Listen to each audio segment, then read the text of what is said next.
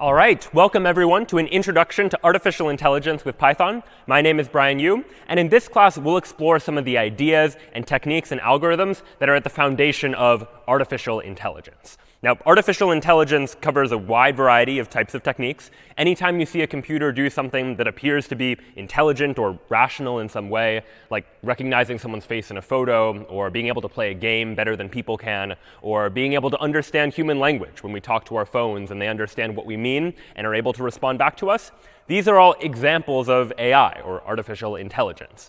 And in this class, we'll explore some of the ideas that make that AI possible. So we'll begin our conversations with search, the problem of we have an AI, and we would like the AI to be able to search for solutions to some kind of problem, no matter what that problem might be, whether it's trying to get driving directions from point A to point B, or trying to figure out how to play a game, given a tic-tac-toe game, for example, figuring out what move it ought to make.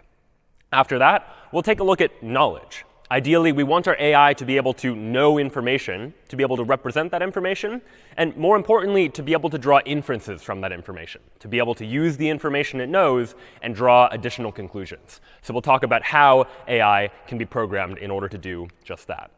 Then we'll explore the topic of uncertainty, talking about ideas of what happens if a computer isn't sure about a fact, but maybe is only sure with a certain probability. So we'll talk about some of the ideas behind probability and how computers can begin to deal with uncertain events in order to be a little bit more intelligent in that sense as well. After that, we'll turn our attention to optimization, problems of when the computer is trying to optimize for some sort of goal, especially in a situation where there might be multiple ways that a computer might solve a problem, but we're looking for a better way, or potentially the best way, if that's at all possible. Then we'll take a look at machine learning, or learning more generally, and looking at how when we have access to data, our computers can be programmed to be quite intelligent by learning from data and learning from experience, being able to perform a task better and better based on greater access to data. So your email, for example, where your email inbox somehow knows which of your emails are good emails and which of your emails are spam. These are all examples of computers being able to learn from past experiences and past data. We'll take a look, too, at how computers are able to draw inspiration from human intelligence, looking at the structure of the human brain and how neural networks can be a computer analog to that sort of idea, and how by taking advantage of a certain type of structure of a computer program, we can write neural networks that are able to perform tasks very, very effectively.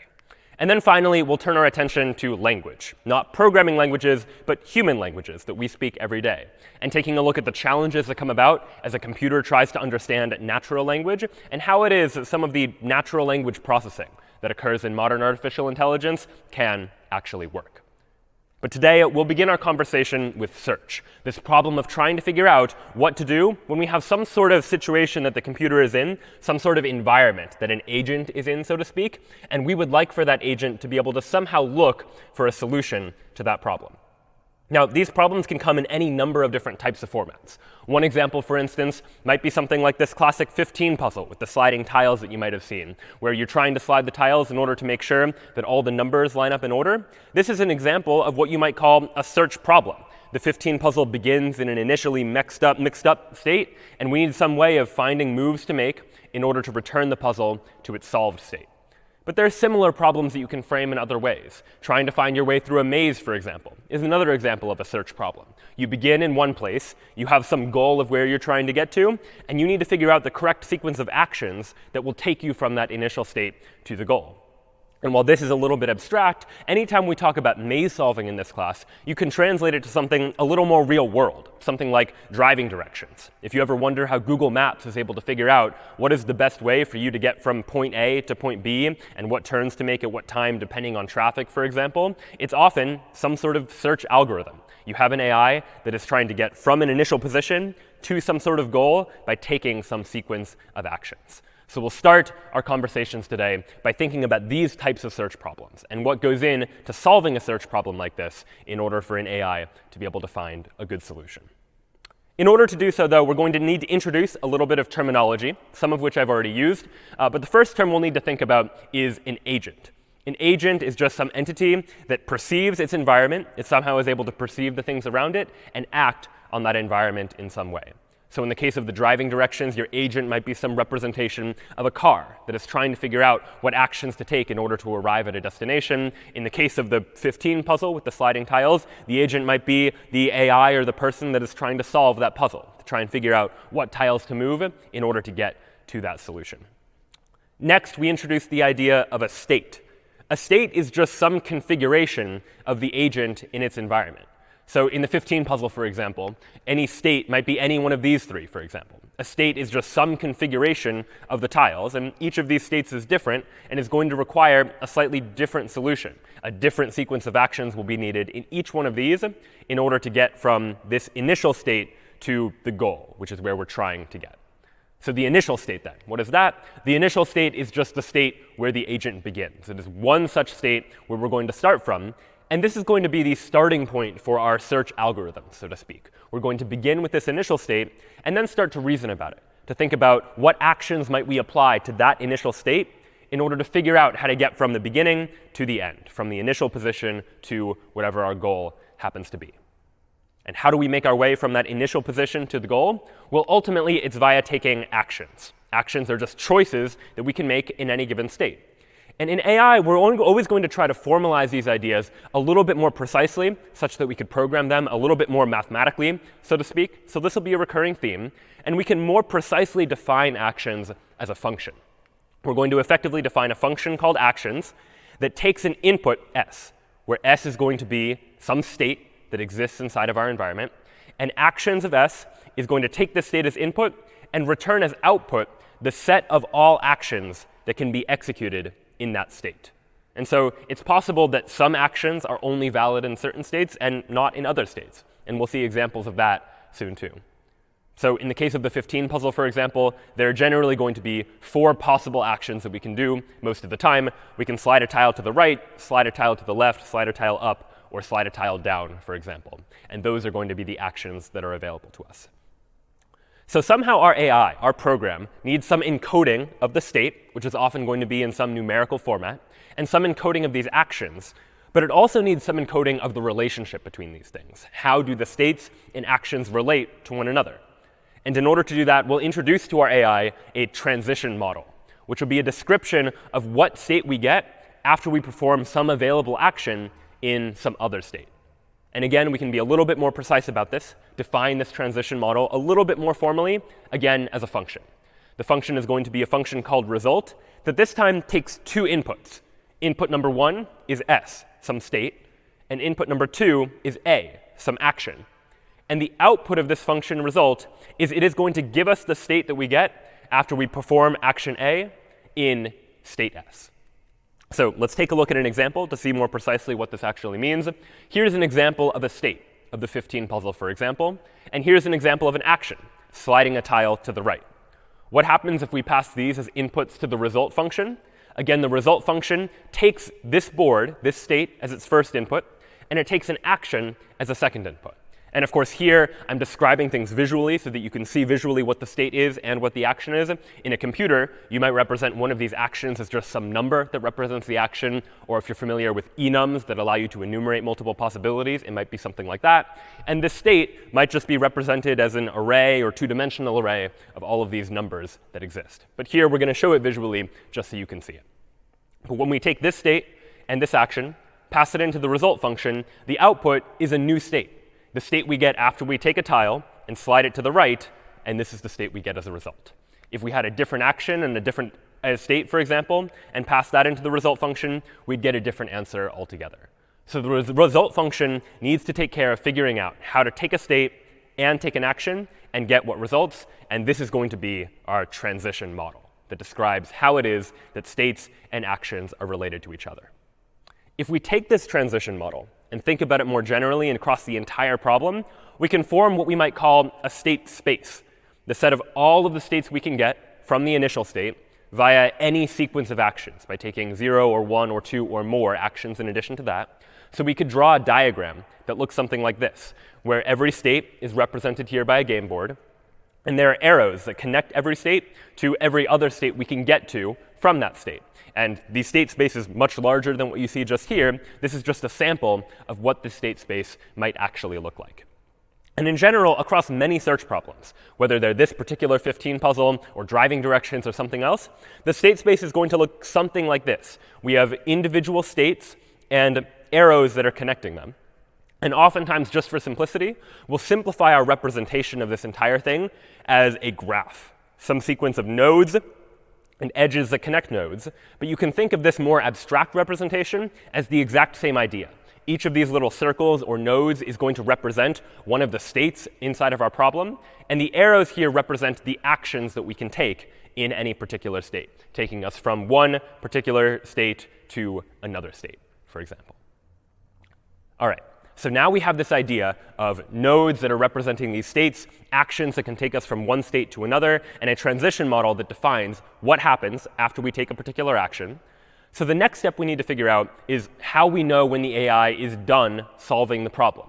The AI needs some way to know when it gets to the goal that it's found the goal. So the next thing we'll need to encode into our artificial intelligence is a goal test, some way to determine whether a given state is a goal state. In the case of something like driving directions, it might be pretty easy. If you're in a state that corresponds to whatever the user typed in as their intended destination, well, then you know you're in a goal state. In the 15 puzzle, it might be checking the numbers to make sure they're all in ascending order. But the AI needs some way to encode whether or not any state they happen to be in is a goal. And some problems might have one goal, like a maze where you have one initial position and one ending position, and that's the goal. In other more complex problems, you might imagine that there are multiple possible goals, that there are multiple ways to solve a problem, and we might not care which one the computer finds, as long as it does find a particular goal. However, sometimes the computer doesn't just care about finding a goal, but finding a goal well, or one with a low cost. And it's for that reason that the last piece of terminology that we'll use to define these search problems is something called a path cost. You might imagine that in the case of driving directions, it would be pretty annoying if I said I wanted directions from point A to point B, and the route that Google Maps gave me was a long route with lots of detours that were unnecessary, that took longer than it should have for me to get to that destination. And it's for that reason that when we're formulating search problems, we'll often give every path some sort of numerical cost, some number telling us how expensive it is to take this particular option, and then tell our AI that instead of just finding a solution, some way of getting from the initial state to the goal, we'd really like to find one that minimizes this path cost, that is less expensive or takes less time or minimizes some other numerical value. We can represent this graphically if we take a look at this graph again and imagine that each of these arrows, each of these actions that we can take from one state to another state, has some sort of number associated with it, that number being the path cost of this particular action, where some of the costs for any particular action might be more expensive than the cost for some other action, for example. Although this will only happen in some sorts of problems. In other problems, we can simplify the diagram and just assume that the cost of any particular action is the same. And this is probably the case in something like the 15 puzzle, for example, where it doesn't really make a difference whether I'm moving right or moving left. The only thing that matters is the total number of steps that I have to take to get from point A to point B. And each of those steps is of equal cost. We can just assume it's of some constant cost, like 1. And so this now forms the basis for what we might consider to be a search problem. A search problem has some sort of initial state, some place where we begin, some sort of action that we can take, or multiple actions that we can take in any given state, and it has a transition model, some way of defining what happens when we go from one state and take one action, what state do we end up with as a result. In addition to that, we need some goal test to know whether or not we've reached a goal. And then we need a path cost function that tells us for any particular path, by following some sequence of actions, how expensive is that path? What is its cost in terms of money or time or some other resource that we are trying to minimize our usage of? And the goal ultimately is to find a solution, where a solution in this case is just some sequence of actions that will take us from the initial state to the goal state. And ideally, we'd like to find not just any solution, but the optimal solution, which is a solution that has the lowest path cost among all of the possible solutions. And in some cases, there might be multiple optimal solutions, but an optimal solution just means that there is no way that we could have done better in terms of finding that solution. So now we've defined the problem. And now we need to begin to figure out how it is that we're going to solve this kind of search problem. And in order to do so, you'll probably imagine that our computer is going to need to represent a whole bunch of data about this particular problem. We need to represent data about where we are in the problem, and we might need to be considering multiple different options at once. And oftentimes, when we're trying to package a whole bunch of data related to a state together, we'll do so using a data structure that we're going to call a node. A node is a data structure that is just going to keep track of a variety of different values. And specifically in the case of a search problem, it's going to keep track of these 4 values in particular. Every node is going to keep track of a state, the state we're currently on. And every node is also going to keep track of a parent being the state before us, or the node that we used in order to get to this current state. And this is going to be relevant because eventually, once we reach the goal node, once we get to the end, we want to know what sequence of actions we used in order to get to that goal. And the way we'll know that is by looking at these parents to keep track of what led us to the goal and what led us to that state and what led us to the state before that, so on and so forth, backtracking our way to the beginning so that we know the entire sequence of actions we needed in order to get from the beginning to the end.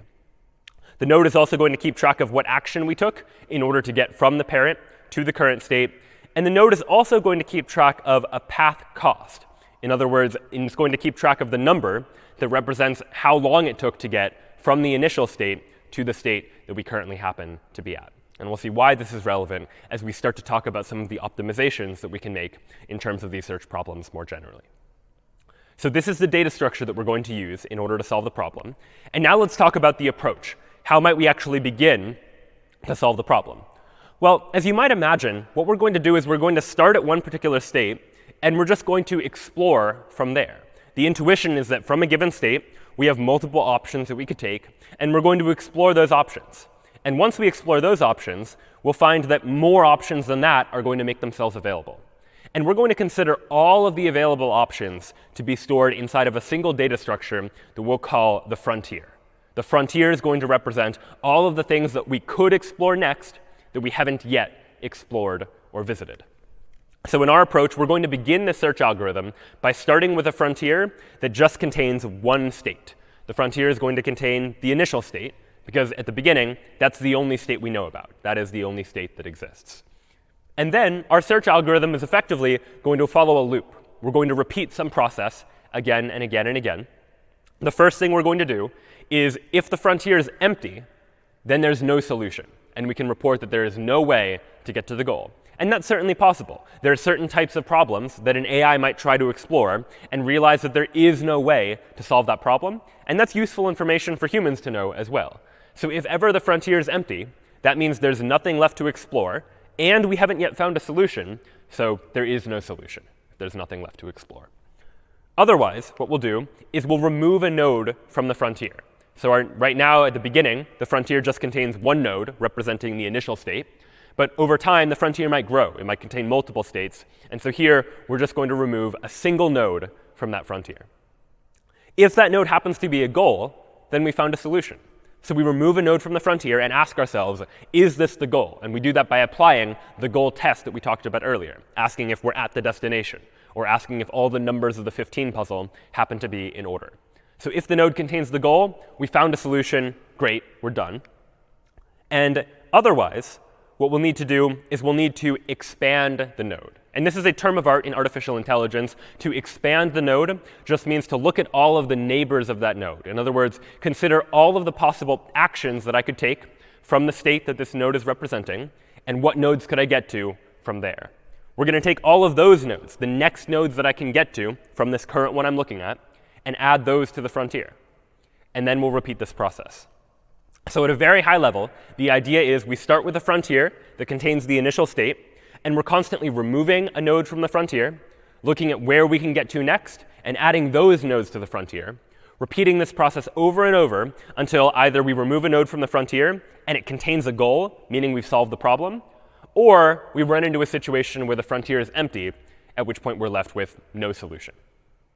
So let's actually try and take this pseudocode, put it into practice by taking a look at an example of a sample search problem. So right here, I have a sample graph. A is connected to B via this action. B is connected to nodes C and D. C is connected to E. D is connected to F. And what I'd like to do is have my AI find a path from A to E. We want to get from this initial state to this goal state. So how are we going to do that? Well, we're going to start with a frontier that contains the initial state. This is going to represent our frontier. So our frontier initially will just contain A, that initial state where we're going to begin. And now we'll repeat this process. If the frontier is empty, no solution. That's not a problem because the frontier is not empty. So we'll remove a node from the frontier as the one to consider next. There's only one node in the frontier, so we'll go ahead and remove it from the frontier. But now A, this initial node, this is the node we're currently considering. We follow the next step. We ask ourselves, is this node the goal? No, it's not. A is not the goal. E is the goal. So we don't return the solution. So instead, we go to this last step, expand the node, and add the resulting nodes to the frontier. What does that mean? Well, it means take this state A and consider where we could get to next. And after A, what we could get to next is only B.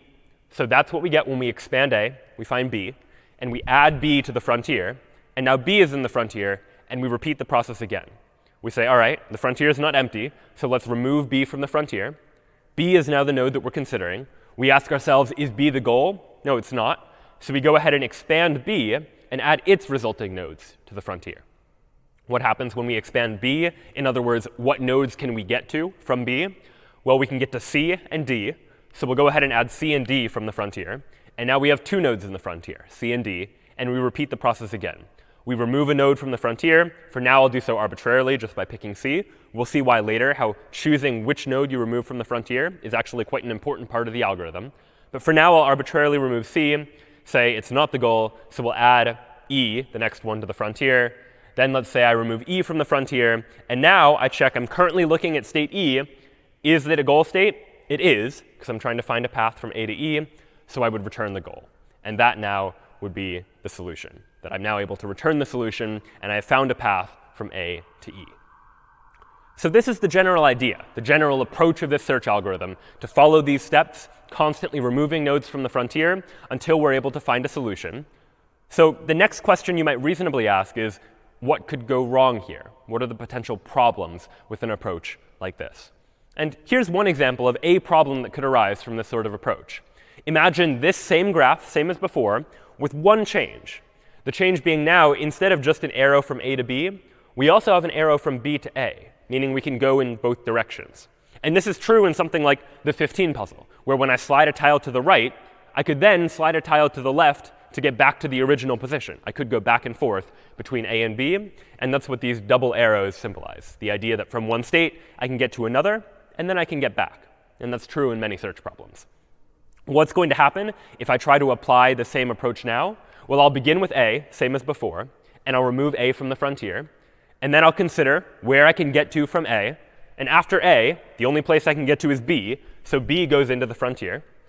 Then I'll say, all right, let's take a look at B. That's the only thing left in the frontier. Where can I get to from B? Before, it was just C and D. But now, because of that reverse arrow, I can get to A or C or D. So all three, A, C, and D, all of those now go into the frontier. They are places I can get to from B. And now I remove one from the frontier, and maybe I'm unlucky, and maybe I pick A. And now I'm looking at A again. And I consider where can I get to from A, and from A, well, I can get to B. And now we start to see the problem, that if I'm not careful, I go from A to B, and then back to A, and then to B again. And I could be going in this infinite loop where I never make any progress because I'm constantly just going back and forth between two states that I've already seen. So what is the solution to this? We need some way to deal with this problem. And the way that we can deal with this problem is by somehow keeping track of what we've already explored. And the logic is going to be, well, if we've already explored the state, there's no reason to go back to it. Once we've explored a state, don't go back to it. Don't bother adding it to the frontier. There's no need to. So here's going to be our revised approach, a better way to approach this sort of search problem. And it's going to look very similar, just with a couple of modifications. We'll start with a frontier that contains the initial state, same as before. But now, we'll start with another data structure, which will just be a set of nodes that we've already explored. So what are the states we've explored? Initially, it's empty. We have an empty explored set. And now we repeat. If the frontier is empty, no solution, same as before. We remove a node from the frontier. We check to see if it's a goal state, return the solution. None of this is any different so far. But now, what we're going to do is we're going to add the node to the explored state. So if it happens to be the case that we remove a node from the frontier and it's not the goal, we'll add it to the explored set so that we know we've already explored it. We don't need to go back to it again if it happens to come up later. And then the final step, we expand the node, and we add the resulting nodes to the frontier. But before we just always added the resulting nodes to the frontier, we're going to be a little cleverer about it this time. We're only going to add the nodes to the frontier if they aren't already in the frontier, and if they aren't already in the explored set. So we'll check both the frontier and the explored set, make sure that the node isn't already in one of those two, and so long as it isn't, then we'll go ahead and add it to the frontier, but not otherwise. And so that revised approach is ultimately what's going to help make sure that we don't go back and forth between two nodes. Now, the one point that I've kind of glossed over here so far is this step here, removing a node from the frontier. Before, I just chose arbitrarily, like let's just remove a node, and that's it. But it turns out it's actually quite important how we decide to structure our frontier, how we add and how we remove our nodes. The frontier is a data structure, and we need to make a choice about in what order are we going to be removing elements. And one of the simplest data structures for adding and removing elements is something called a stack. And a stack is a data structure that is a last in, first out data type, which means the last thing that I add to the frontier is going to be the first thing that I remove from the frontier. So the most recent thing to go into the stack, or the frontier in this case, is going to be the node that I explore. So let's see what happens if I apply this stack-based approach to something like this problem, finding a path from A to E. What's going to happen? Well, again, we'll start with A, and we'll say, all right, let's go ahead and look at A first. And then notice this time, we've added A to the explored set. A is something we've now explored. We have this data structure that's keeping track. We then say from A, we can get to B. And all right, from B, what can we do? Well, from B, we can explore B and get to both C and D. So we added C and then D. So now, when we explore a node, we're going to treat the frontier as a stack, last in, first out. D was the last one to come in. So we'll go ahead and explore that next and say, all right, where can we get to from D? Well, we can get to F. And so, all right, we'll explore, put F into the frontier. And now, because the frontier is a stack, F is the most recent thing that's gone in this stack. So F is what we'll explore next. We'll explore F and say, all right, where can we get to from F? Well, we can't get anywhere, so nothing gets added to the frontier.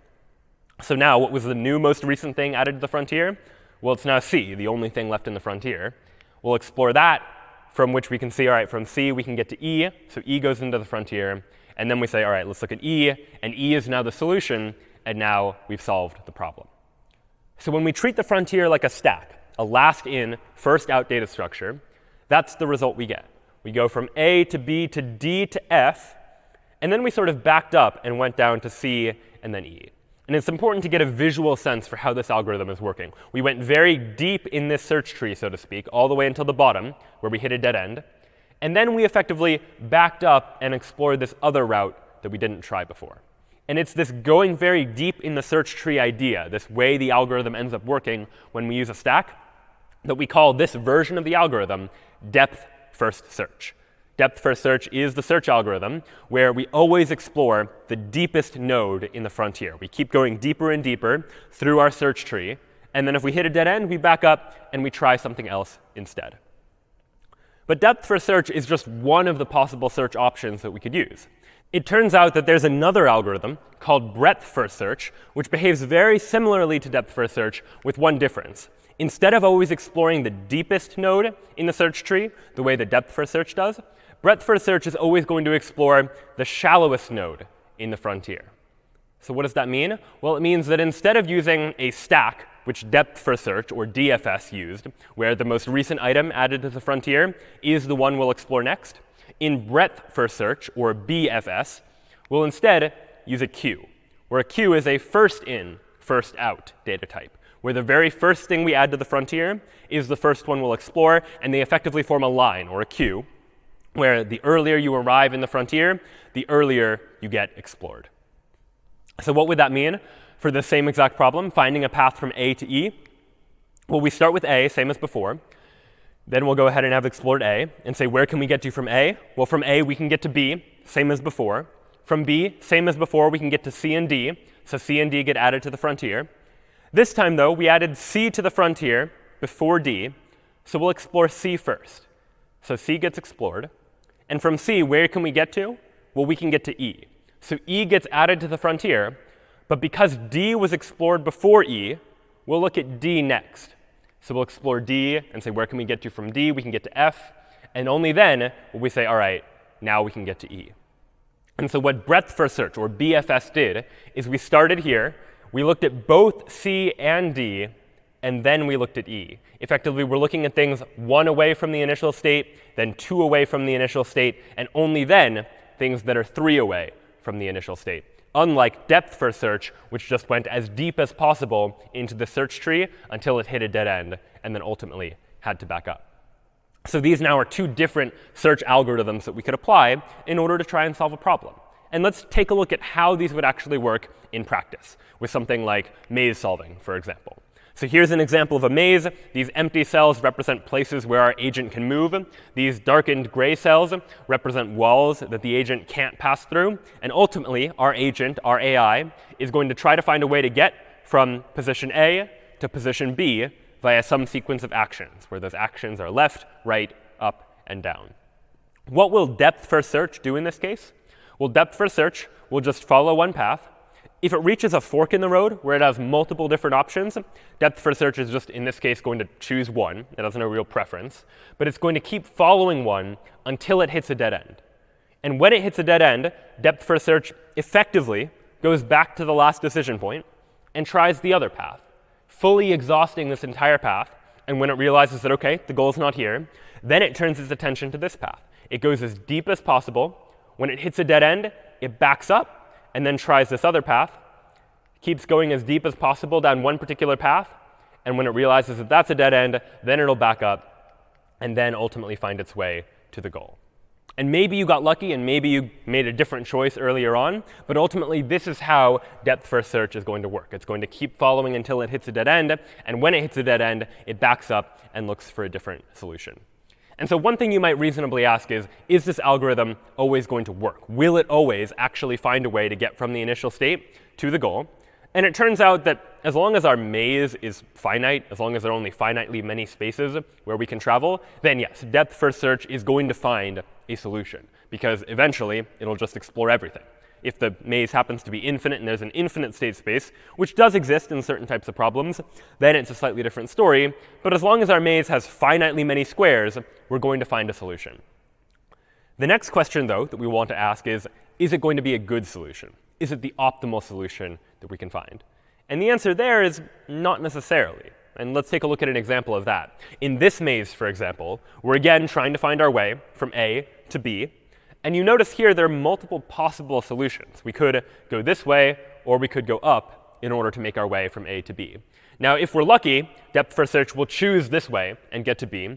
But there's no reason necessarily why depth first search would choose between going up or going to the right. It's sort of an arbitrary decision point, because both are going to be added to the frontier. And ultimately, if we get unlucky, depth first search might choose to explore this path first, because it's just a random choice at this point. It'll explore, explore, explore, and it'll eventually find the goal, this particular path, when in actuality there was a better path. There was a more optimal solution that used fewer steps, assuming we're measuring the cost of a solution based on the number of steps that we need to take. So depth first search, if we're unlucky, might end up not finding the best solution when a better solution is available. So if that's DFS, depth first search, how does BFS, or breadth first search, compare? How would it work in this particular situation? Well, the algorithm is going to look very different visually in terms of how BFS explores. Because BFS looks at shallower nodes first, the idea is going to be BFS will first look at all of the nodes that are 1 away from the initial state. Look here and look here, for example, just at the 2 nodes that are immediately next to this initial state. Then it'll explore nodes that are 2 away, looking at this state and that state, for example. Then it'll explore nodes that are 3 away, this state and that state. Whereas depth first search just picked one path and kept following it, breadth first search, on the other hand, is taking the option of exploring all of the possible paths kind of at the same time, bouncing back between them, looking deeper and deeper at each one, but making sure to explore the shallower ones, or the ones that are closer to the initial state, earlier. So we'll keep following this pattern, looking at things that are 4 away, looking at things that are 5 away, looking at things that are 6 away, until eventually we make our way to the goal. And in this case, it's true we had to explore some states that ultimately didn't lead us anywhere, but the path that we found to the goal was the optimal path. This is the shortest way that we could get to the goal. And so what might happen then in a larger maze? Well, let's take a look at something like this and how breadth first search is going to behave. Well, breadth first search, again, will just keep following the states until it receives a decision point. It could go either left or right. And while DFS just picked one and kept following that until it hit a dead end, BFS, on the other hand, will explore both. It'll say, look at this node, then this node, and it'll look at this node, then that node, so on and so forth. And when it hits a decision point here, rather than pick one left or two right and explore that path, it'll again explore both, alternating between them, going deeper and deeper. We'll explore here, and then maybe here, and then keep going. Explore here, and slowly make our way, you can visually see, further and further out. Once we get to this decision point, we'll explore both up and down, until ultimately we make our way to the goal. And what you'll notice is, yes, breadth first search did find our way from A to B by following this particular path, but it needed to explore a lot of states in order to do so. And so we see some trade-offs here between DFS and BFS. That in DFS, there may be some cases where there is some memory savings as compared to a breadth-first approach, where breadth-first search in this case had to explore a lot of states. But maybe that won't always be the case. So now let's actually turn our attention to some code and look at the code that we could actually write in order to implement something like depth-first search or breadth-first search in the context of solving a maze, for example. So I'll go ahead and go into my terminal. And what I have here inside of maze.py is an implementation of this same idea of maze solving. I've defined a class called node that in this case is keeping track of the state, the parent, in other words, the state before the state, and the action. In this case, we're not keeping track of the path cost because we can calculate the cost of the path at the end after we found our way from the initial state to the goal. In addition to this, I've defined a class called a stack frontier. And if unfamiliar with a class is a way for me to define a way to generate objects in Python. It refers to an idea of object-oriented programming, where the idea here is that I would like to create an object that is able to store all of my frontier data, and I would like to have functions, otherwise known as methods, on that object that I can use to manipulate the object. And so what's going on here, if unfamiliar with the syntax, is I have a function that initially creates a frontier that I'm going to represent using a list. And initially, my frontier is represented by the empty list. There's nothing in my frontier to begin with. I have an add function that adds something to the frontier, as by appending it to the end of the list. I have a function that checks if the frontier contains a particular state. I have an empty function that checks if the frontier is empty. If the frontier is empty, that just means the length of the frontier is 0. And then I have a function for removing something from the frontier. I can't remove something from the frontier if the frontier is empty, so I check for that first. But otherwise, if the frontier isn't empty, recall that I'm implementing this frontier as a stack, a last in, first out data structure, which means the last thing I add to the frontier, in other words, the last thing in the list, is the item that I should remove from this frontier. So what you'll see here is I have removed the last item of a list. And if you index into a Python list with -1, that gets you the last item in the list. Since 0 is the first item, -1 kind of wraps around and gets you to the last item in the list. So we give that the node. We call that node. We update the frontier here on line 28 to say, go ahead and remove that node that you just removed from the frontier. And then we return the node as a result. So this class here effectively implements the idea of a frontier. It gives me a way to add something to a frontier and a way to remove something from the frontier as a stack. I've also, just for good measure, implemented an alternative version of the same thing called a queue frontier, which, in parentheses, you'll see here, it inherits from a stack frontier, meaning it's going to do all the same things that the stack frontier did, except the way we remove a node from the frontier is going to be slightly different. Instead of removing from the end of the list, the way we would in a stack, we're instead going to remove from the beginning of the list. Self.frontier0 will get me the first node in the frontier, the first one that was added, and that is going to be the one that we return in the case of a queue.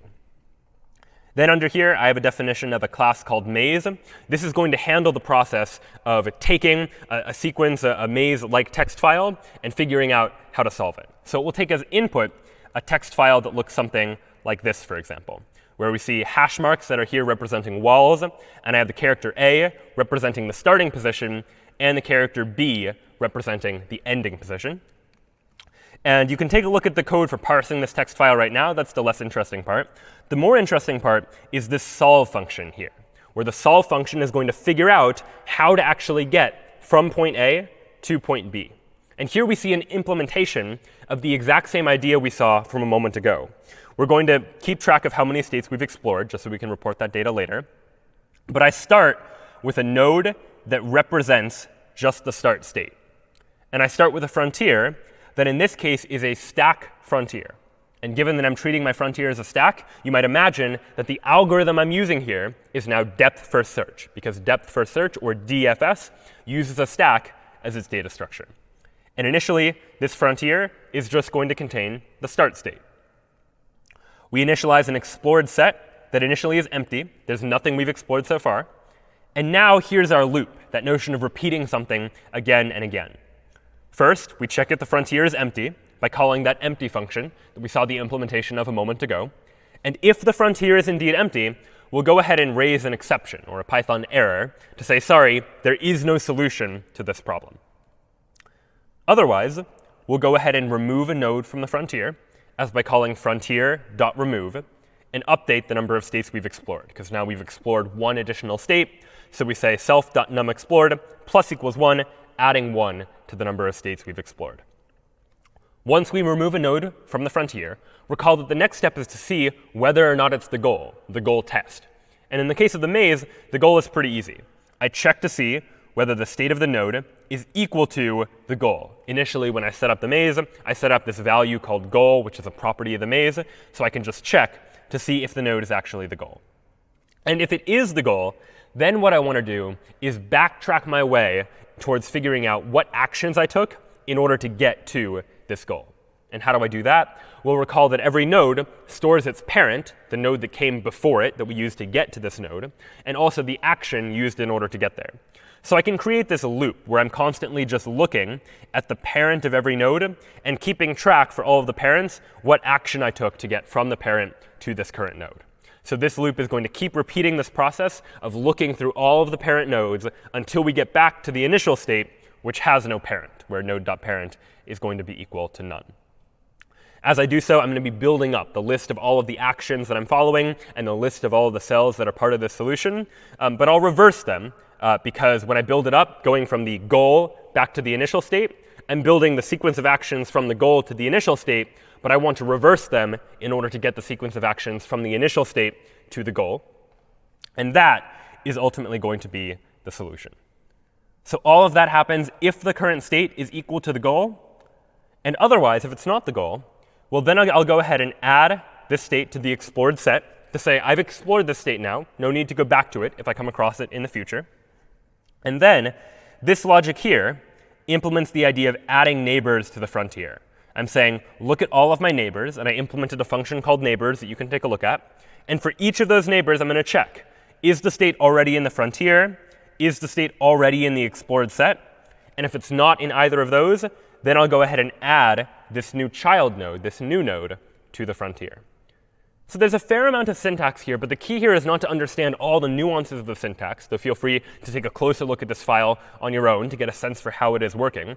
But the key is to see how this is an implementation of the same pseudocode, the same idea that we were describing a moment ago on the screen when we were looking at the steps that we might follow in order to solve this kind of search problem. So now let's actually see this in action. I'll go ahead and run maze.py on maze1.txt, for example. And what we'll see is here we have a printout of what the maze initially looked like. And then here down below is after we've solved it. We had to explore 11 states in order to do it, and we found a path from A to B. And in this program, I just happened to generate a graphical representation of this as well. So I can open up maze.png, which is generated by this program, that shows you where in the darker color here are the walls, red is the initial state, green is the goal, and yellow is the path that was followed. We found a path from the initial state to the goal. But now let's take a look at a more sophisticated maze to see what might happen instead. Let's look now at maze2.txt, where now here we have a much larger maze. Again, we're trying to find our way from point A to point B. But now you'll imagine that depth first search might not be so lucky. It might not get the goal on the first try. It might have to follow one path, then backtrack and explore something else a little bit later. So let's try this.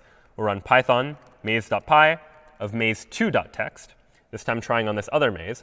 And now, depth first search is able to find a solution. Here, as indicated by the stars, is a way to get from A to B. And we can represent this visually by opening up this maze.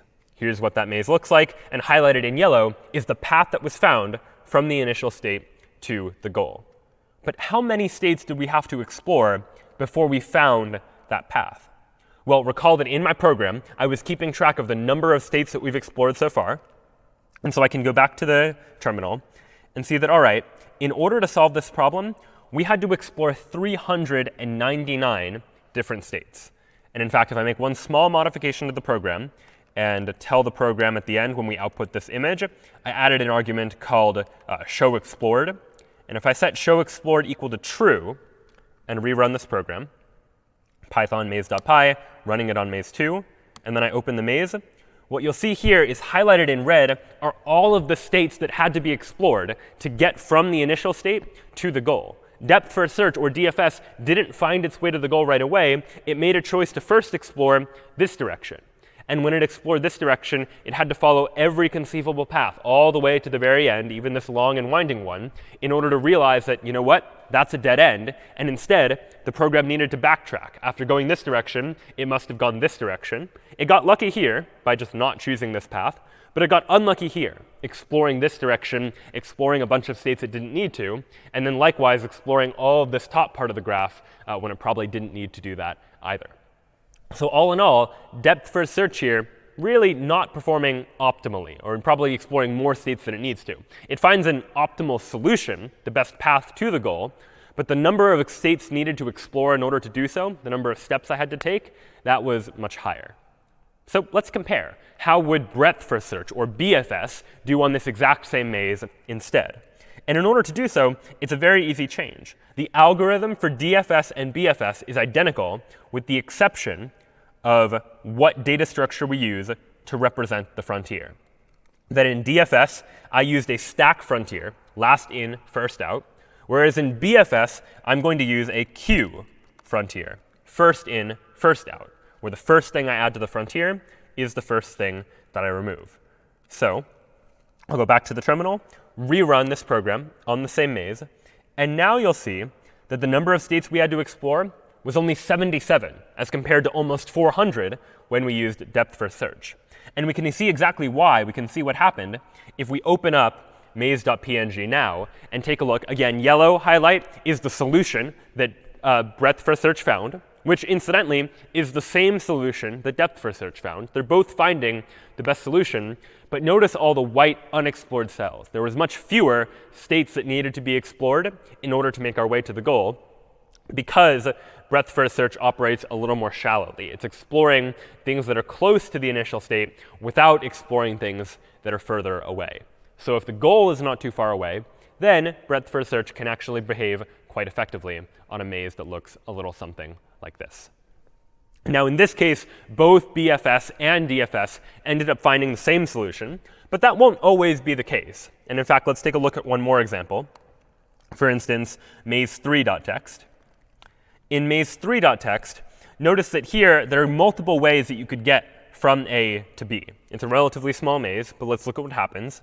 If I use, and I'll go ahead and turn off showExplored, so we just see the solution. If I use BFS, breadth first search, to solve maze3.txt, well, then we find a solution. And if I open up the maze, here's the solution that we found. It is the optimal one. With just 4 steps, we can get from the initial state to what the goal happens to be. But what happens if we tried to use depth first search, or DFS, instead? Well, again, I'll go back up to my queue frontier, where queue frontier means that we're using breadth first search. And I'll change it to a stack frontier, which means that now we'll be using depth first search. I'll rerun python maze.py. And now you'll see that we find a solution, but it is not the optimal solution. This, instead, is what our algorithm finds. And maybe depth-first search would have found the solution. It's possible, but it's not guaranteed. That if we just happen to be unlucky, if we choose this state instead of that state, then depth-first search might find a longer route to get from the initial state to the goal. So we do see some trade-offs here, where depth-first search might not find the optimal solution. So at that point, it seems like breadth-first search is pretty good. Is that the best we can do, where it's going to find us the optimal solution, and we don't have to worry about situations where we might end up finding a longer path to the solution than what actually exists, where the goal is far away from the initial state, and we might have to take lots of steps in order to get from the initial state to the goal. What ended up happening is that this algorithm, BFS, ended up exploring basically the entire graph, having to go through the entire maze in order to find its way from the initial state to the goal state. What we'd ultimately like is for our algorithm to be a little bit more intelligent. And now what would it mean for our algorithm to be a little bit more intelligent in this case? Well, let's look back to where breadth-first search might have been able to make a different decision and consider human intuition in this process as well. Like, what might a human do when solving this maze that is different than what BFS ultimately chose to do? Well, the very first decision point that BFS made was right here, when it made 5 steps and ended up at a position where it had a fork in the road. It could either go left or it could go right. In these initial couple steps, there was no choice. There was only one action that could be taken from each of those states. And so the search algorithm did the only thing that any search algorithm could do, which is keep following that state after the next state. But this decision point is where things get a little bit interesting. Depth-first search, that very first search algorithm we looked at, chose to say, let's pick one path and exhaust that path. See if anything that way has the goal. And if not, then let's try the other way. Breadth-first search took the alternative approach of saying, you know what, let's explore things that are shallow, close to us first. Look left and right, then back left and back right, so on and so forth, alternating between our options in the hopes of finding something nearby.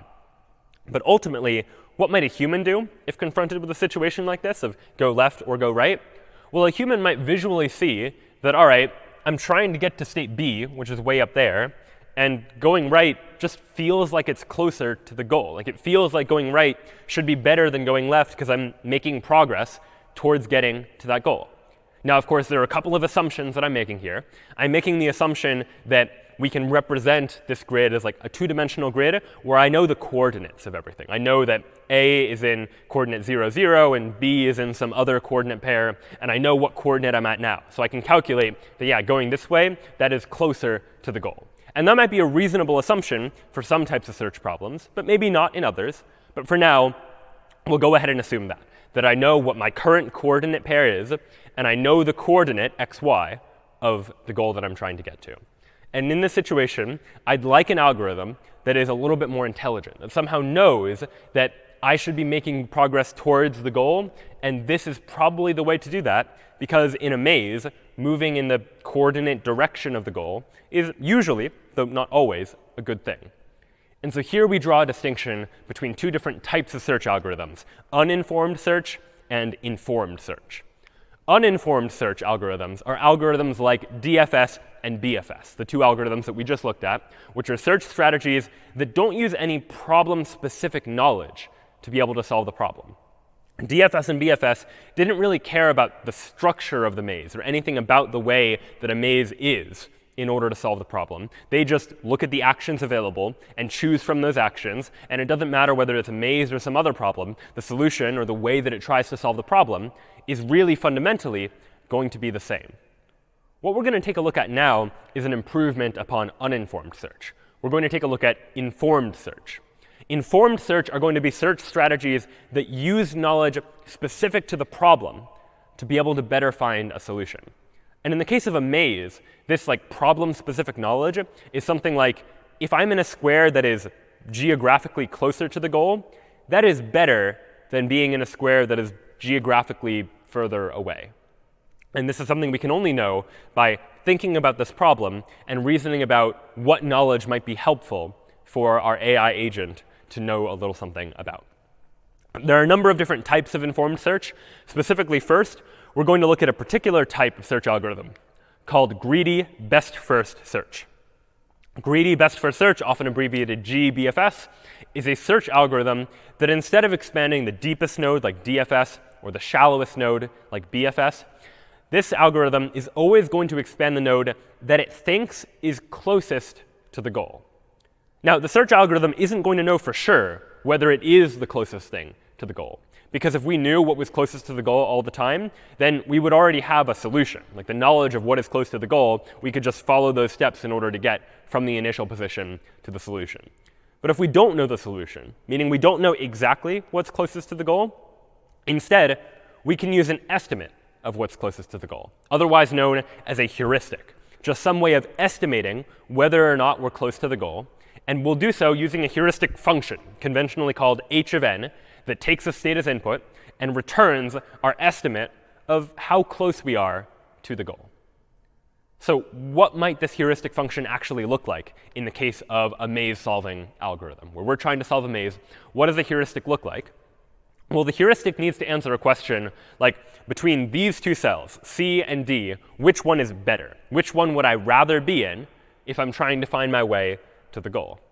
Well, any human could probably look at this and tell you, you know what, D looks like it's better.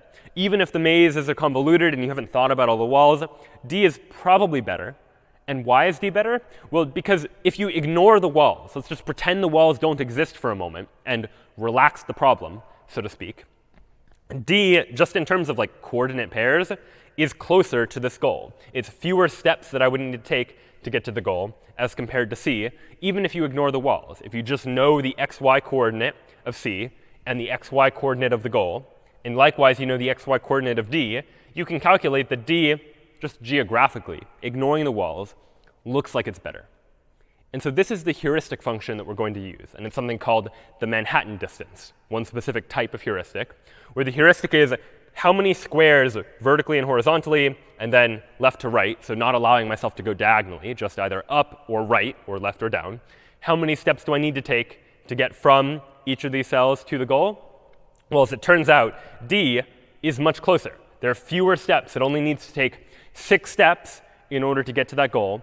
Again here, ignoring the walls. We've relaxed the problem a little bit.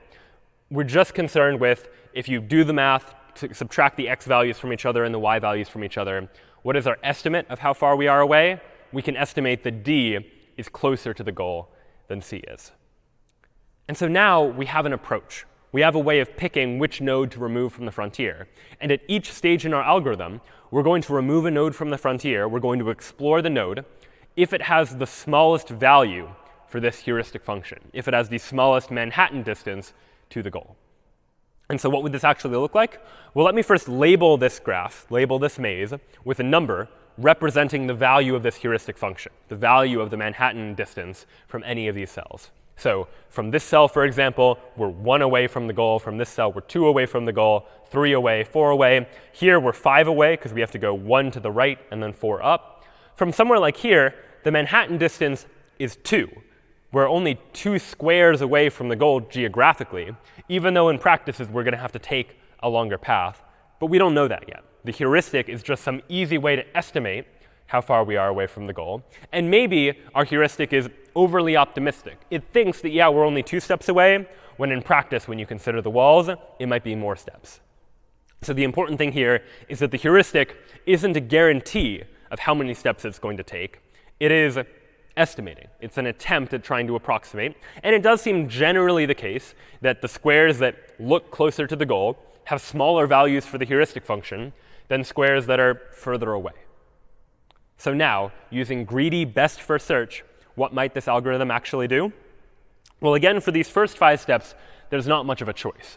We start at this initial state A, and we say, all right, we have to explore these 5 states.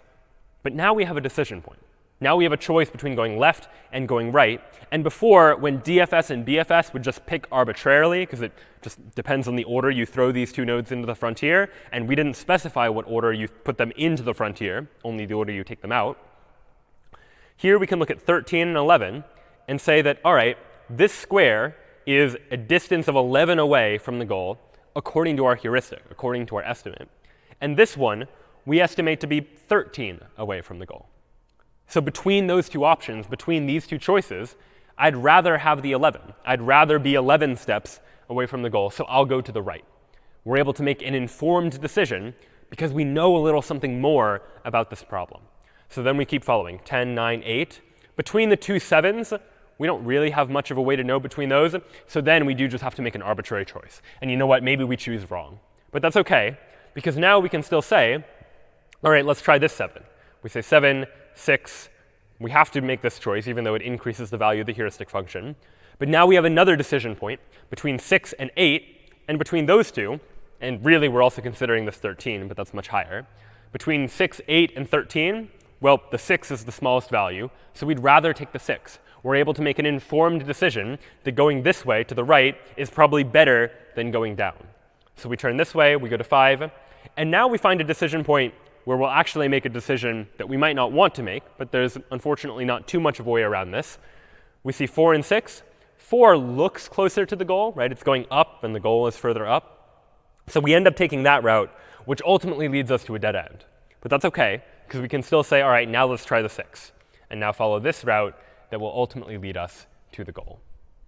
And so this now is how greedy best first search might try to approach this problem, by saying whenever we have a decision between multiple nodes that we could explore, let's explore the node that has the smallest value of h of n, this heuristic function that is estimating how far I have to go. And it just so happens that in this case, we end up doing better in terms of the number of states we needed to explore than BFS needed to. BFS explored all of this section and all of that section, but we were able to eliminate that by taking advantage of this heuristic, this knowledge about how close we are to the goal, or some estimate of that idea. So this seems much better. So wouldn't we always prefer an algorithm like this over an algorithm like breadth first search? Well, maybe. One thing to take into consideration is that we need to come up with a good heuristic. How good the heuristic is going to affect how good this algorithm is. And coming up with a good heuristic can oftentimes be challenging. But the other thing to consider is to ask the question, just as we did with the prior two algorithms, is this algorithm optimal? Will it always find the shortest path from the initial state to the goal? And to answer that question, let's take a look at this example for a moment. Take a look at this example. Again, we're trying to get from A to B. And again, I've labeled each of the cells with their Manhattan distance from the goal, the number of squares up and to the right you would need to travel in order to get from that square to the goal. And let's think about, would greedy best first search that always picks the smallest number end up finding the optimal solution? So what is the shortest solution, and would this algorithm find it? And the important thing to realize is that right here is the decision point. We're estimated to be 12 away from the goal, and we have two choices. We can go to the left, which we estimate to be 13 away from the goal, or we can go up, where we estimate it to be 11 away from the goal. And between those two, greedy best first search is going to say the 11 looks better than the 13. And in doing so, greedy best first search will end up finding this path to the goal. But it turns out this path is not optimal. There is a way to get to the goal using fewer steps, and it's actually this way that ultimately involved fewer steps, even though it meant at this moment choosing the worst option between the two, or what we estimated to be the worst option based on the heuristics. And so this is what we mean by this is a greedy algorithm. It's making the best decision locally. At this decision point, it looks like it's better to go here than it is to go to the 13. But in the big picture, it's not necessarily optimal, that it might find a solution when in actuality there was a better solution available. So we would like some way to solve this problem. We like the idea of this heuristic, of being able to estimate the path, the distance between us and the goal. And that helps us to be able to make better decisions and to eliminate having to search through entire parts of this state space. But we would like to modify the algorithm so that we can achieve optimality, so that it can be optimal. And what is the way to do this? What is the intuition here? Well, let's take a look at this problem. In this initial problem, greedy best first search found us this solution here, this long path. And the reason why it wasn't great is because, yes, the heuristic numbers went down pretty low, but later on, they started to build back up. They built back 8, 9, 10, 11, all the way up to 12 in this case. And so how might we go about trying to improve this algorithm? Well, one thing that we might realize is that if we go all the way through this algorithm, through this path, and we end up going to the 12, and we've had to take this many steps, like who knows how many steps that is, just to get to this 12, we could have also, as an alternative, taken much fewer steps, just 6 steps, and ended up at this 13 here. And yes, 13 is more than 12, so it looks like it's not as good, but it required far fewer steps. Right? It only took 6 steps to get to this 13 versus many more steps to get to this 12. And while greedy best first search says, oh, well, 12 is better than 13, so pick the 12, we might more intelligently say, I'd rather be somewhere that heuristically looks like it takes slightly longer if I can get there much more quickly. And we're going to encode that idea, this general idea, into a more formal algorithm known as A-star search. A-star search is going to solve this problem by, instead of just considering the heuristic, also considering how long it took us to get to any particular state. So the distinction is greedy best first search. If I am in a state right now, the only thing I care about is what is the estimated distance, the heuristic value, between me and the goal. Whereas A-star search will take into consideration 2 pieces of information. It'll take into consideration how far do I estimate I am from the goal, but also how far did I have to travel in order to get here, because that is relevant too. So we'll search algorithms by expanding the node with the lowest value of g of n plus h of n. H of n is that same heuristic that we were talking about a moment ago that's going to vary based on the problem. But g of n is going to be the cost to reach the node, how many steps I had to take, in this case, to get to my current position. So what does that search algorithm look like in practice? Well, let's take a look. Again, we've got the same maze, and again, I've labeled them with their Manhattan distance. This value is the h of n value, the heuristic estimate of how far each of these squares is away from the goal. But now, as we begin to explore states, we care not just about this heuristic value, but also about g of n, the number of steps I had to take in order to get there. And I care about summing those 2 numbers together. So what does that look like? On this very first step, I have taken 1 step, and now I am estimated to be 16 steps away from the goal. So the total value here is 17. Then I take 1 more step. I've now taken 2 steps, and I estimate myself to be 15 away from the goal. Again, a total value of 17. Now I've taken 3 steps, and I'm estimated to be 14 away from the goal, so on and so forth. 4 steps, an estimate of 13. 5 steps, estimate of 12. And now here's a decision point. I could either be 6 steps away from the goal with a heuristic of 13 for a total of 19, or I could be 6 steps away from the goal with a heuristic of 11 with an estimate of 17 for the total. So between 19 and 17, I'd rather take the 17, the 6 plus 11. So far, no different than what we saw before. We're still taking this option because it appears to be better. And I keep taking this option because it appears to be better. But it's right about here that things get a little bit different. Now, I could be 15 steps away from the goal with an estimated distance of 6. So 15 plus 6, total value of 21. Alternatively, I could be 6 steps away from the goal, because this is 5 steps away, so this is 6 steps away, with a total value of 13 as my estimate. So 6 plus 13, that's 19. So here, we would evaluate g of n plus h of n to be 19, 6 plus 13. Whereas here, we would be 15 plus 6, or 21. And so the intuition is 19 less than 21, pick here. But the idea is ultimately I'd rather be having taken fewer steps, get to a 13, than having taken 15 steps and be at a 6. Because it means I've had to take more steps in order to get there. Maybe there's a better path this way. So instead, we'll explore this route. Now if we go 1 more, this is 7 steps plus 14 is 21. So between those 2, it's sort of a toss-up. We might end up exploring that one anyways.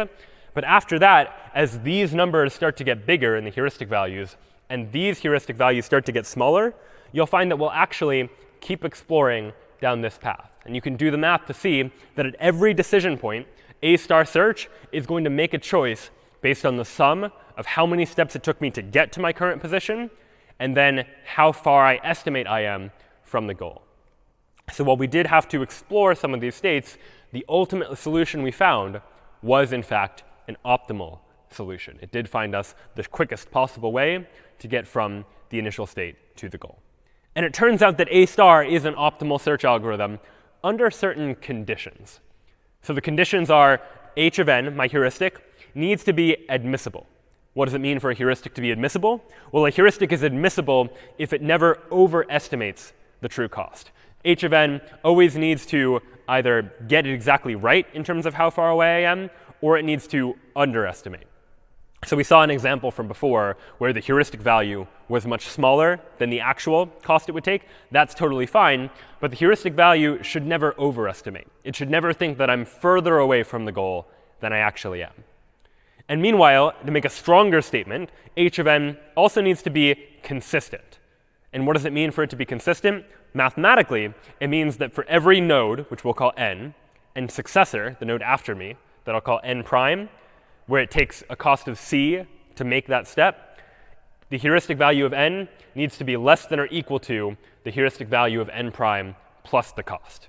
So it's a lot of math, but in words, what that ultimately means is that if I am here at this state right now, the heuristic value from me to the goal shouldn't be more than the heuristic value of my successor, the next place I could go to, plus however much it would cost me to just make that step from one step to the next step. And so this is just making sure that my heuristic is consistent between all of these steps that I might take. So as long as this is true, then A-star search is going to find me an optimal solution. And this is where much of the challenge of solving these search problems can sometimes come in. That A-star search is an algorithm that is known, and you could write the code fairly easily, but it's choosing the heuristic that can be the interesting challenge. The better the heuristic is, the better I'll be able to solve the problem in the fewer states that I'll have to explore. And I need to make sure that the heuristic satisfies these particular constraints. So all in all, these are some of the examples of search algorithms that might work, and certainly there are many more than just this. A-star, for example, does have a tendency to use quite a bit of memory, so there are alternative approaches to A-star that ultimately use less memory than this version of A-star happens to use. And there are other search algorithms that are optimized for other cases as well. But now, so far, we've only been looking at search algorithms where there's one agent. Like, I am trying to find a solution to a problem. I am trying to navigate my way through a maze. I am trying to solve a 15 puzzle. I am trying to find driving directions from point A to point B. Sometimes in search situations, though, we'll enter an adversarial situation, where I am an agent trying to make intelligent decisions, and there's someone else who is fighting against me, so to speak, that has opposite objectives, someone where I am trying to succeed, someone else that wants me to fail. And this is most popular in something like a game like tic-tac-toe, where we've got this 3x3 grid, and X and O take turns either writing an X or an O in any one of these squares, and the goal is to get 3 X's in a row if you're the X player, or 3 O's in a row if you're the O player. And computers have gotten quite good at playing games, tic-tac-toe very easily, but even more complex games. And so you might imagine, what does an intelligent decision in a game look like? So maybe X makes an initial move in the middle, and O plays up here. Like, what does an intelligent move for X now become? Like, where should you move if you were X? And it turns out there are a couple of possibilities. But if an AI is playing this game optimally, then the AI might play somewhere like the upper right, where in this situation, O has the opposite objective of X. X is trying to win the game, to get 3 in a row diagonally here. And O is trying to stop that objective, opposite of the objective. And so O is going to place here to try to block. But now X has a pretty clever move. X can make a move like this, where now X has 2 possible ways that X can win the game. X could win the game by getting 3 in a row across here, or X could win the game by getting 3 in a row vertically this way. So it doesn't matter where O makes their next move. O could play here, for example, blocking the 3 in a row horizontally, but then X is going to win the game by getting a 3 in a row vertically. And so there's a fair amount of reasoning that's going on here in order for the computer to be able to solve a problem. And it's similar in spirit to the problems we've looked at so far, right? There are actions, there's some sort of state of the board and some transition from one action to the next. But it's different in the sense that this is now not just a classical search problem, but an adversarial search problem. That I am the X player trying to find the best moves to make, but I know that there is some adversary that is trying to stop me. So we need some sort of algorithm to deal with these adversarial type of search situations. And the algorithm we're going to take a look at is an algorithm called minimax, which works very well for these deterministic games where there are two players. It can work for other types of games as well, but we'll look right now at games where I make a move, then my opponent makes a move, and I am trying to win, and my opponent is trying to win also, or in other words, my opponent is trying to get me to lose. And so what do we need in order to make this algorithm work? Well, anytime we try and translate this human concept of like playing a game, winning and losing, to a computer, we want to translate it in terms that the computer can understand. And ultimately, the computer really just understands numbers. And so we want some way of translating a game of x's and o's on a grid to something numerical, something the computer can understand. The computer doesn't normally understand notions of like win or lose, but it does understand the concept of like bigger and smaller. And so what we might do is we might take each of the possible ways that a tic-tac-toe game can unfold and assign a value or a utility to each one of those possible ways. And in a tic-tac-toe game, and in many types of games, there are three possible outcomes. The outcomes are O wins, X wins, or nobody wins. So player 1 wins, player 2 wins, or nobody wins. And for now, let's go ahead and assign each of these possible outcomes a different value. We'll say O winning, that'll have a value of -1. Nobody winning, that'll have a value of 0. And X winning, that will have a value of 1. So we've just assigned numbers to each of these three possible outcomes. And now we have two players. We have the X player and the O player. And we're going to go ahead and call the X player the max player. And we'll call the O player the min player. And the reason why is because in the minimax algorithm, the max player, which in this case is X, is aiming to maximize the score. Right? These are the possible options for the score, -1, 0, and 1. X wants to maximize the score, meaning if at all possible, X would like this situation where X wins the game and we give it a score of 1. But if this isn't possible, if X needs to choose between these two options, -1 meaning O winning, or 0 meaning nobody winning, X would rather that nobody wins, score of 0, than a score of -1, O winning. So this notion of winning and losing and tying has been reduced mathematically to just this idea of try and maximize the score. The X player always wants the score to be bigger. And on the flip side, the min player, in this case O, is aiming to minimize the score. The O player wants the score to be as small as possible. So now we've taken this game of X's and O's and winning and losing and turned it into something mathematical, something where X is trying to maximize the score, O is trying to minimize the score. Let's now look at all of the parts of the game that we need in order to encode it in an AI so that an AI can play a game like tic-tac-toe. So the game is going to need a couple of things. We'll need some sort of initial state that we'll in this case call S0, which is how the game begins, like an empty tic-tac-toe board, for example. We'll also need a function called player, where the player function is going to take as input a state, here represented by S, and the output of the player function is going to be which player's turn is it. Right? We need to be able to give a tic-tac-toe board to the computer, run it through a function, and that function tells us whose turn it is. We'll need some notion of actions that we can take. We'll see examples of that in just a moment. We need some notion of a transition model, same as before. If I have a state and I take an action, I need to know what results as a consequence of it. I need some way of knowing when the game is over. So this is equivalent to kind of like a goal test, but I need some terminal test, some way to check to see if a state is a terminal state, where a terminal state means the game is over.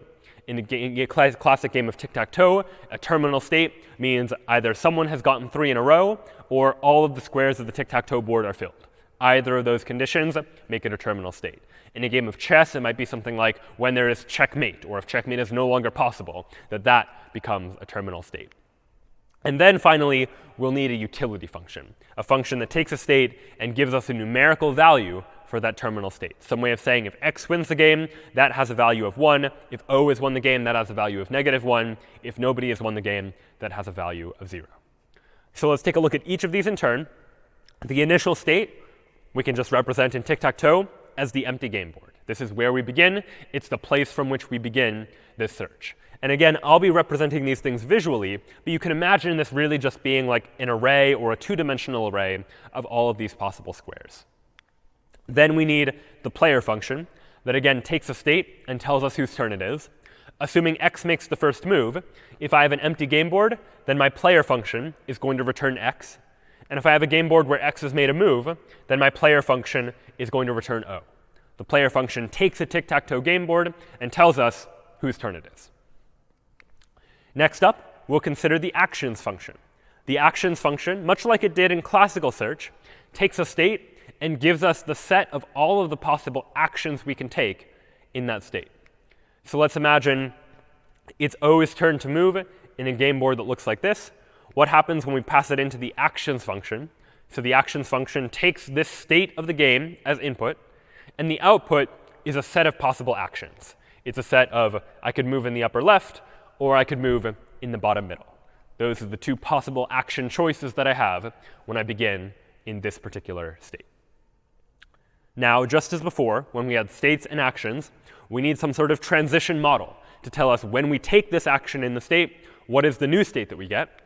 And here, we define that using the result function that takes a state as input as well as an action. And when we apply the result function to this state, saying that let's let O move in this upper left corner, the new state we get is this resulting state, where O is in the upper left corner. And now this seems obvious to someone who knows how to play tic-tac-toe. Like, of course, you play in the upper left corner, that's the board you get. But all of this information needs to be encoded into the AI. The AI doesn't know how to play tic-tac-toe until you tell the AI how the rules of tic-tac-toe work. And this function, defining this function here, allows us to tell the AI how this game actually works and how actions actually affect the outcome of the game. So the AI needs to know how the game works. The AI also needs to know when the game is over, as by defining a function called terminal that takes as input a state s, such that if we take a game that is not yet over, pass it into the terminal function, the output is false. The game is not over. But if we take a game that is over, because x has gotten 3 in a row along that diagonal, pass that into the terminal function, then the output is going to be true, because the game now is, in fact, over. And finally, we've told the AI how the game works in terms of what moves can be made and what happens when you make those moves. We've told the AI when the game is over. Now we need to tell the AI what the value of each of those states is. And we do that by defining this utility function that takes a state s and tells us the score, or the utility, of that state. So again, we said that if x wins the game, that utility is a value of 1, whereas if O wins the game, then the utility of that is -1. And the AI needs to know, for each of these terminal states where the game is over, what is the utility of that state. So if I give you a game board like this, where the game is in fact over, and I ask the AI to tell me what the value of that state is, it could do so. The value of the state is 1. Where things get interesting, though, is if the game is not yet over. Let's imagine a game board like this. We're in the middle of the game. It's O's turn to make a move. So how do we know it's O's turn to make a move? We can calculate that using the player function. We can say player of s, pass in the state. O is the answer, so we know it's O's turn to move. And now, what is the value of this board, and what action should O take? Well, that's going to depend. We have to do some calculation here. And this is where the minimax algorithm really comes in. Recall that x is trying to maximize the score, which means that O is trying to minimize the score. O would like to minimize the total value that we get at the end of the game.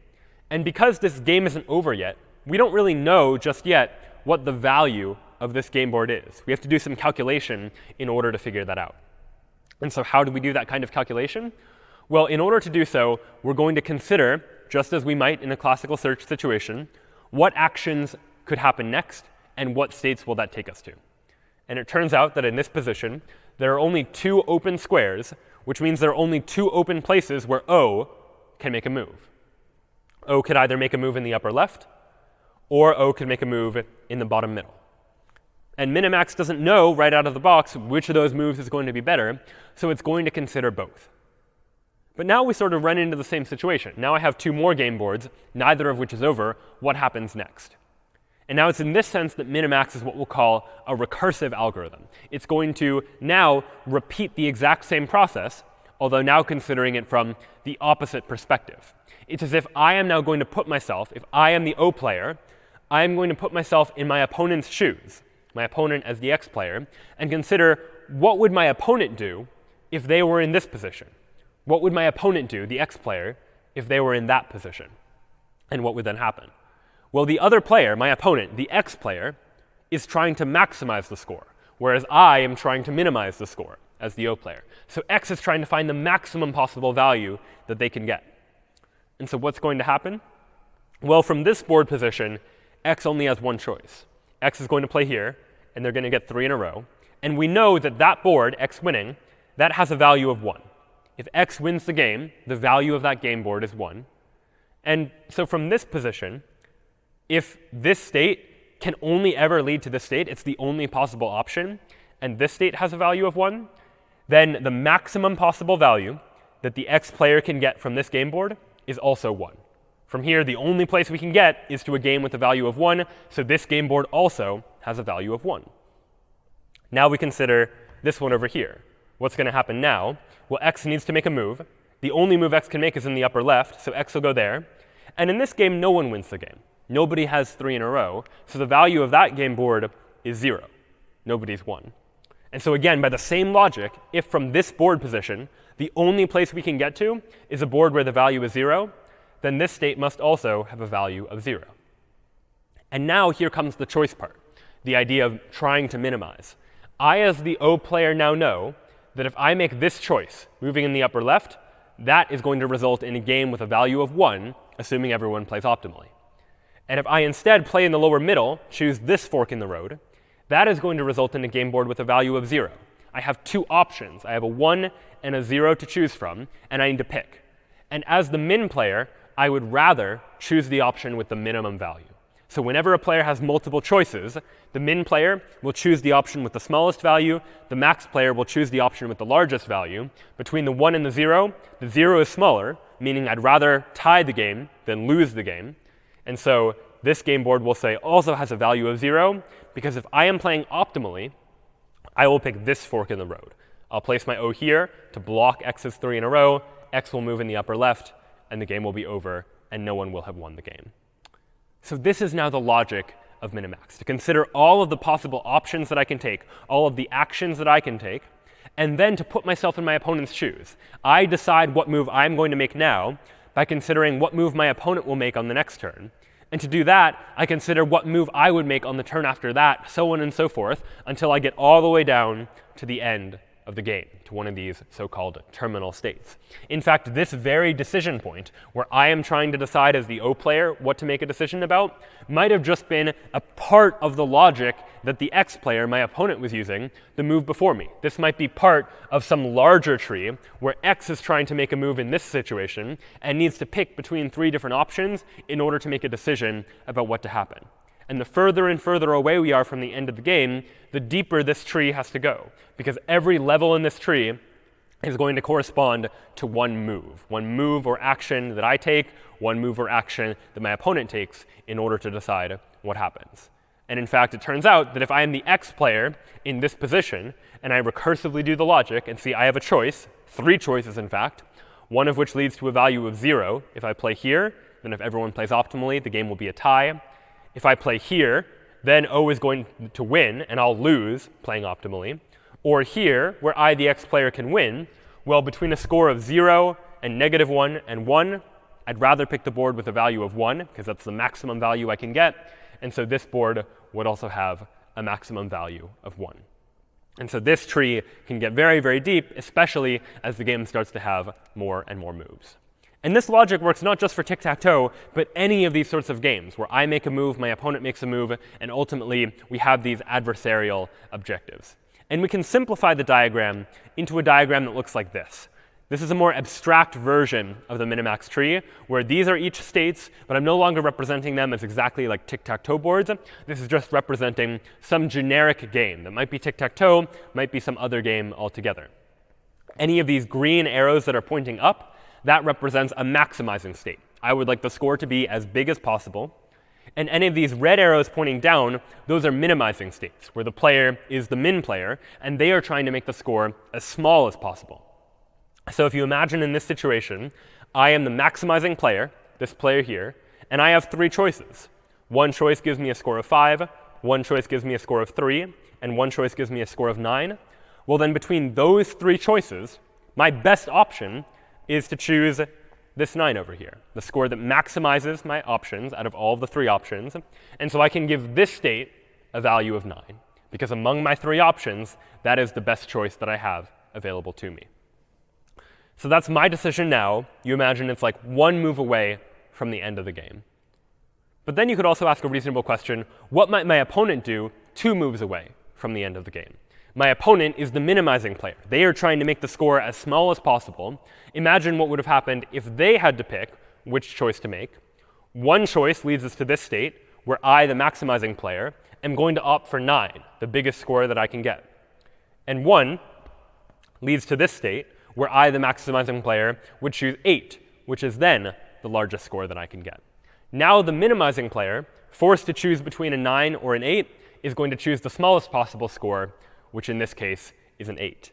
And that is then how this process would unfold. That the minimizing player in this case considers both of their options, and then all of the options that would happen as a result of that. So this now is a general picture of what the minimax algorithm looks like. Let's now try to formalize it using a little bit of pseudocode. So what exactly is happening in the minimax algorithm? Well, given a state S, we need to decide what to happen. The max player, if it's Max's player's turn, then Max is going to pick an action A in actions of S. Recall that actions is a function that takes a state and gives me back all of the possible actions that I can take. It tells me all of the moves that are possible. The Max player is going to specifically pick an action A in this set of actions that gives me the highest value of min value of result of S and A. So what does that mean? Well, it means that I want to make the option that gives me the highest score of all of the actions A. But what score is that going to have? To calculate that, I need to know what my opponent, the min player, is going to do if they try to minimize the value of the state that results. So we say, what state results after I take this action? And what happens when the min player tries to minimize the value of that state? I consider that for all of my possible options. And after I've considered that for all of my possible options, I pick the action A that has the highest value. Likewise, the min player is going to do the same thing but backwards. They're also going to consider what are all of the possible actions they can take if it's their turn. And they're going to pick the action A that has the smallest possible value of all the options. And the way they know what the smallest possible value of all the options is by considering what the max player is going to do. By saying, what's the result of applying this action to the current state? And then what would the max player try to do? What value would the max player calculate for that particular state? So everyone makes their decision based on trying to estimate what the other person would do. And now we need to turn our attention to these 2 functions, max value and min value. How do you actually calculate the value of a state if you're trying to maximize its value? And how do you calculate the value of a state if you're trying to minimize the value? If you can do that, then we have an entire implementation of this minimax algorithm. So let's try it. Let's try and implement this max value function that takes a state and returns as output the value of that state if I'm trying to maximize the value of the state. Well, the first thing I can check for is to see if the game is over. Because if the game is over, in other words, if the state is a terminal state, then this is easy. I already have this utility function that tells me what the value of the board is. If the game is over, I just check, like, did X win, did O win, is it a tie? And this utility function just knows what the value of the state is. What's trickier is if the game isn't over, because then I need to do this recursive reasoning about thinking, what is my opponent going to do on the next move? And I want to calculate the value of this state, and I want the value of the state to be as high as possible. And I'll keep track of that value in a variable called v. And if I want the value to be as high as possible, I need to give v an initial value. And initially, I'll just go ahead and set it to be as low as possible, because I don't know what options are available to me yet.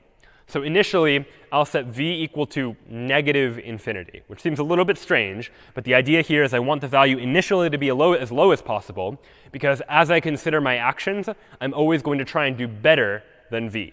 And if I set v to -infinity, I know I can always do better than that. So now I consider my actions. And this is going to be some kind of loop where for every action in actions of state, recall actions as a function that takes my state and gives me all the possible actions that I can use in that state. So for each one of those actions, I want to compare it to v. and say, all right, v is going to be equal to the maximum of v and this expression. So what is this expression? Well, first it is get the result of taking the action in this state, and then get the min value of that. In other words, let's say I want to find out from that state what is the best that the min player can do, because they're going to try and minimize the score. So whatever the resulting score is of the min value of that state, compare it to my current best value, and just pick the maximum of those two, because I am trying to maximize the value. In short, what these 3 lines of code are doing are going through all of my possible actions and asking the question, how do I maximize the score given what my opponent is going to try to do? After this entire loop, I can just return v, and that is now the value of that particular state. And for the min player, it's the exact opposite of this, the same logic, just backwards. To calculate the minimum value of a state, first we check if it's a terminal state. If it is, we return its utility. Otherwise, we're going to now try to minimize the value of the state given all of my possible actions. So I need an initial value for v, the value of the state. And initially, I'll set it to infinity, because I know I can always get something less than infinity. So by starting with v equals infinity, I make sure that the very first action I find, that will be less than this value of v. And then I do the same thing. Loop over all of my possible actions. And for each of the results that we could get when the max player makes their decision, let's take the minimum of that and the current value of v. So after all is said and done, I get the smallest possible value of v that I then return back to the user. So that, in effect, is the pseudocode for minimax. That is how we take a game and figure out what the best move to make is by recursively using these max value and min value functions, where max value calls min value calls max value, back and forth, all the way until we reach a terminal state, at which point our algorithm can simply return the utility of that particular state. But what you might imagine is that this is going to start to be a long process, especially as games start to get more complex, as we start to add more moves and more possible options and games that might last quite a bit longer. So the next question to ask is, what sort of optimizations can we make here? How can we do better in order to use less space or take less time to be able to solve this kind of problem? And we'll take a look at a couple of possible optimizations. But for one, we'll take a look at this example. Again, returning to these up arrows and down arrows, let's imagine that I now am the max player, this green arrow. I am trying to make this score as high as possible. And this is an easy game where there are just 2 moves. I make a move, one of these 3 options. And then my opponent makes a move, one of these 3 options, based on what move I make. And as a result, we get some value. Let's look at the order in which I do these calculations and figure out if there are any optimizations I might be able to make to this calculation process. I'm going to have to look at these states one at a time. So let's say I start here on the left and say, all right, now I'm going to consider what will the min player, my opponent, try to do here. Well, the min player is going to look at all 3 of their possible actions and look at their value, because these are terminal states. They're the end of the game. And so they'll see, all right, this node is a value of 4, value of 8, value of 5. And the min player is going to say, well, all right, between these 3 options, 4, 8, and 5, I'll take the smallest one. I'll take the 4. So this state now has a value of 4. Then I, as the max player, say, all right, if I take this action, it will have a value of 4. That's the best that I can do, because min player is going to try and minimize my score. So now what if I take this option? We'll explore this next. And now explore what the min player would do if I choose this action. And the min player is going to say, all right, what are the 3 options? The min player has options between 9, 3, and 7. And so 3 is the smallest among 9, 3, and 7. So we'll go ahead and say this state has a value of 3. So now I, as the max player, I have now explored 2 of my 3 options. I know that one of my options will guarantee me a score of 4, at least. And one of my options will guarantee me a score of 3. And now I consider my third option and say, all right, what happens here? Same exact logic. The min player is going to look at these 3 states, 2, 4, and 6, say the minimum possible option is 2, so the min player wants the 2. Now I, as the max player, have calculated all of the information by looking 2 layers deep, by looking at all of these nodes. And I can now say, between the 4, the 3, and the 2, you know what? I'd rather take the 4. Because if I choose this option, if my opponent plays optimally, they will try and get me to the 4. But that's the best I can do. I can't guarantee a higher score, because if I pick either of these two options, I might get a 3 or I might get a 2. And it's true that down here is a 9, and that's the highest score out of any of the scores. So I might be tempted to say, you know what, maybe I should take this option, because I might get the 9. But if the min player is playing intelligently, if they're making the best moves at each possible option they have when they get to make a choice, I'll be left with the 3, whereas I could better, playing optimally, have guaranteed that I would get the 4. So that is in effect the logic that I would use as a minimax player trying to maximize my score from that node there. But it turns out it took quite a bit of computation for me to figure that out. I had to reason through all of these nodes in order to draw this conclusion. And this is for a pretty simple game where I have 3 choices, my opponent has 3 choices, and then the game's over. So what I'd like to do is come up with some way to optimize this. Maybe I don't need to do all of this calculation to still reach the conclusion that, you know what, this action to the left, that's the best that I could do. Let's go ahead and try again and try and be a little more intelligent about how I go about doing this. So first, I start the exact same way. I don't know what to do initially, so I just have to consider one of the options and consider what the min player might do. Min has 3 options, 4, 8, and 5. And between those 3 options, min says 4 is the best they can do because they want to try to minimize the score. Now I, the max player, will consider my second option, making this move here, and considering what my opponent would do in response. What will the min player do? Well, the min player is going to, from that state, look at their options. And I would say, all right, 9 is an option, 3 is an option. And if I am doing the math from this initial state, doing all this calculation, when I see a 3, that should immediately be a red flag for me. Because when I see a 3 down here at this state, I know that the value of this state is going to be at most 3. It's going to be 3 or something less than 3. Even though I haven't yet looked at this last action, or even few further actions if there were more actions that could be taken here.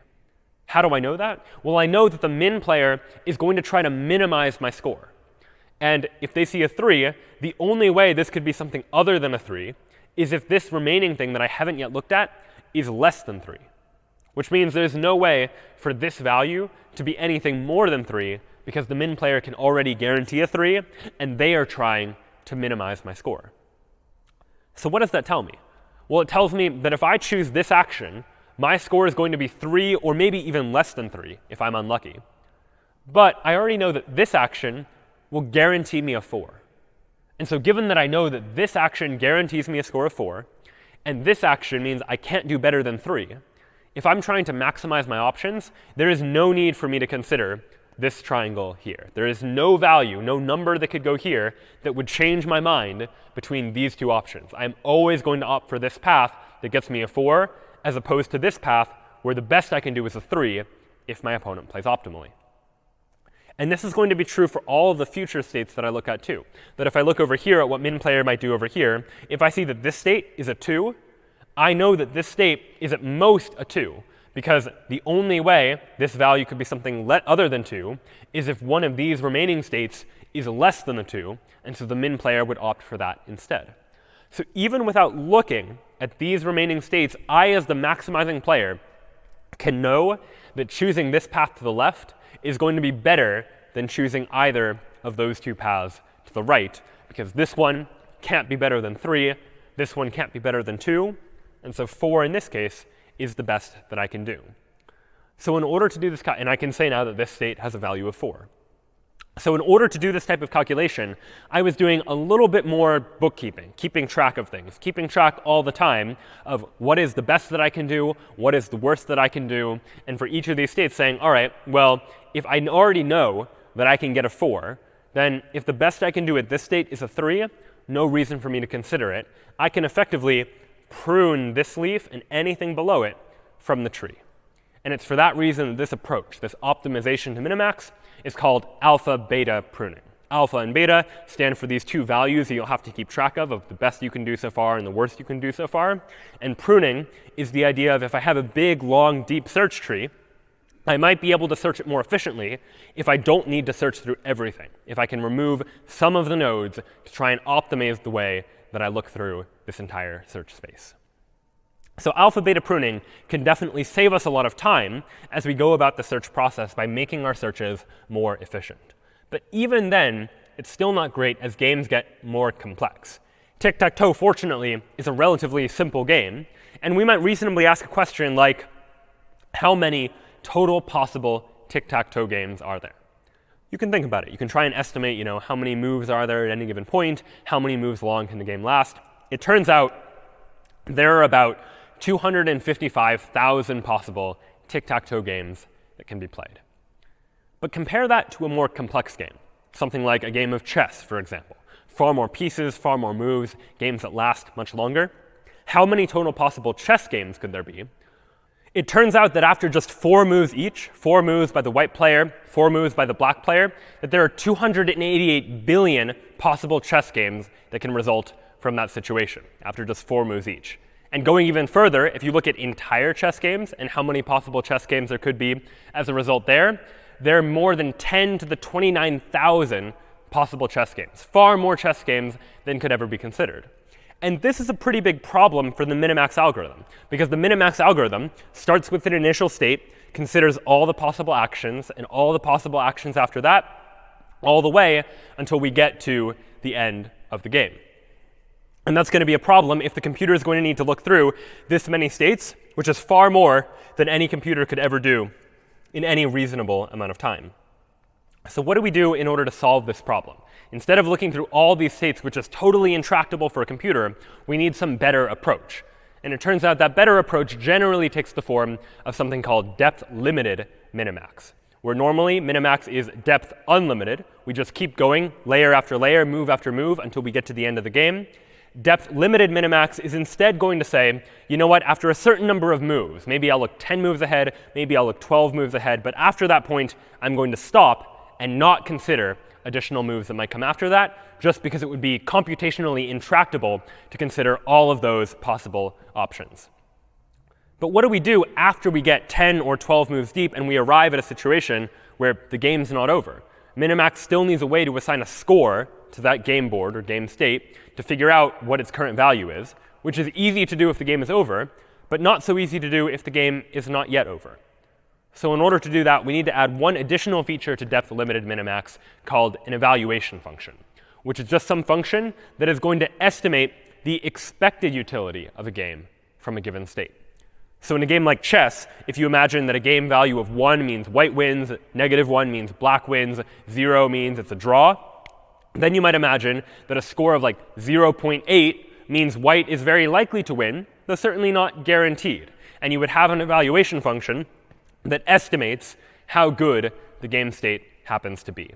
And depending on how good that evaluation function is, that is ultimately what's going to constrain how good the AI is. The better the AI is at estimating how good or how bad any particular game state is, the better the AI is going to be able to play that game. If the evaluation function is worse and not as good as at estimating what the expected utility is, then it's going to be a whole lot harder.